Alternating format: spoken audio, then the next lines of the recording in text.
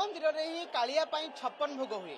आज कालिया बड़दाण्ड अच्छी बड़दाण्ड ही पूरा 56 भोग परसा जाइए। आप देखुं ये बड़दाण्ड वर्तमान समय कालियार रथ टणा होती बड़दाण्ड जड़े भक्त पूरा 56 भोग परसी देइछंती। बड़दाण्ड निकट घर बालकुनी रे आपण देखंतु छेनापोड़ आरंभ करिकी कालियार प्रिय रसगोला पर्यंत बुंदी कथा कहतु किंबा खजुरी कथा कहतु बादाम कथा कहतु राशि लडू कथा कहतु 56 भोग संपूर्ण भाव परस जाइछि।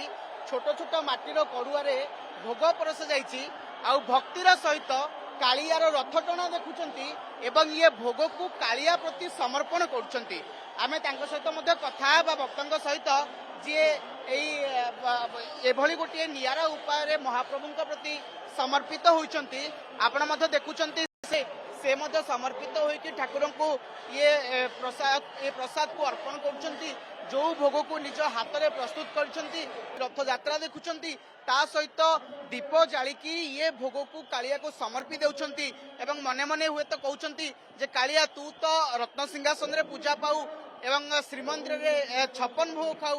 टिके आलोचना करबा कथा बा ये जो भक्तिर कथा ये बड़दाण्ड रे कालिया गुची एवं कोन भाव अछि भाव मन रे या अछि कि गोटे मौका मिली ठाकुर को 56 भोगर प्रसाद अर्पण करने को चेष्टा रोचे कि प्रभु केमती कृतकृत हूँ पृथ्वीवासी की सुख शांति रखु से आशा अर्पण करुचु। ये प्रथम वर्ष ना पूर्वर भी एमती केबे ना एटा प्रथम वर्ष आशीर्वाद तो दुई थर होइछि किंतु प्रसाद रो इच्छा प्रथम वर्ष। ये 56 भोग आपण कोन निजे प्रस्तुत करछन्ते ना बजार किछि परचेज करिछु आ किछि जिंस निजे तयारी करिछु करे समस्त मिसिकी अर्पण करूछु।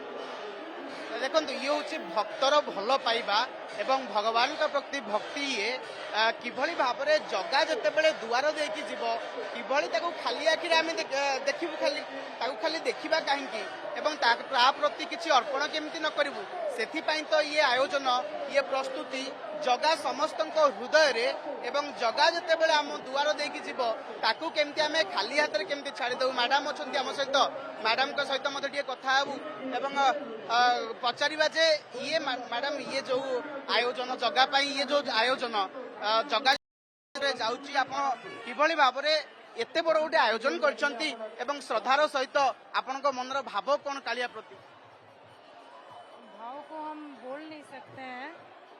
आज मैं जगन्नाथ जी के दरबार में आई हूँ रथ यात्रा देखने के लिए और एक छोटी सी अपनी अर्जी लगा के हमने अपना भाव प्रकट किया है इसके द्वारा 56 भोग 36 व्यंजन के द्वारा। तो बहुत अच्छा लग रहा है, बहुत खुशी भी हो रही है भगवान ने बस यही बहुत अच्छा लग रहा है मुझे।